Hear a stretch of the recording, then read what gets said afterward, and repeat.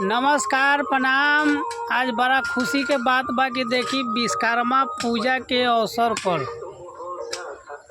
हमार मुखिया जी रोड के सफाई अभियान में बानी लागल आ साथ में हमार जादव जी बानी। दोनों आदमी के मिल के बहुत बढ़िया आज ड्यूटी लागल बा। स्वच्छता अभियान भारत सरकार ई बहुत पहले से चलल आइल बा, ओकरा बावजूद भी केहू के पर ध्यान ना रहेला कि स्वच्छता अभियान कैसे चलेला आ कहाँ कहाँ सफाई करे के चाही। मुखिया जी के का नाम बा कि अपने तो घर में टाइल्स लगा के लोग सुतता, लेकिन जहाँ लोग के चले के बाद देखे के बाद सार्वजनिक काम बा केहू नहीं के करत।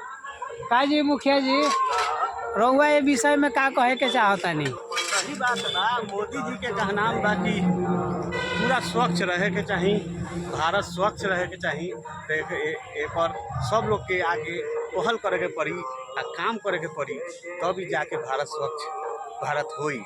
ना तो खाली घर में टाइल्स मार्बल लगा के अपने आराम से रही, दुआरा दरवाजा साफ सुथरा ना रही, कैसे हुई?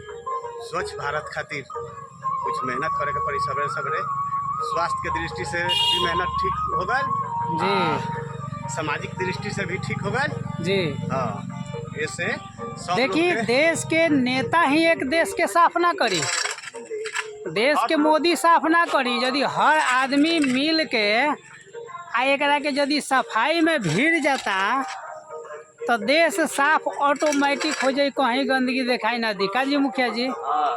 ताई सही बात बा। सब लोग के अथी करे के चाही कि कुछ ना कुछ ये नहीं खे कि समय नहीं खे।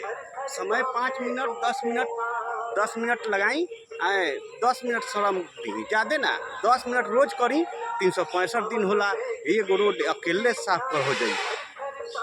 देखिए यहाँ से लेके वहाँ तक ले साफ करते आओ तनी। यहाँ सामने देखी मंदिर बा, पंचमुखी हनुमान जी के मंदिर बा। ई रास्ता बहुत माने जब है नाहर जब साफ भइल है नाहर तो सारा गंदगी चल आइल रोड पर, तो पर ध्यान ना रहा केहू के। तो देखिए आज मुखिया जी बहुत खुशी के बात बा कि आज यहाँ के खुद अपने से उठा के कोदारी आ सफाई में भिड़ल बानी। साथ में हमार भाई बना और लेके बहुत खुशी के बात बा। बहुत बहुत धन्यवाद बा मुखिया जी। रउआ जनता के सामने का कहीं दो टूम और बोल दी।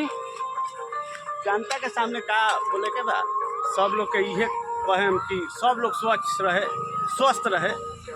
दोसर का कहीं? ठीक बा, नमस्कार।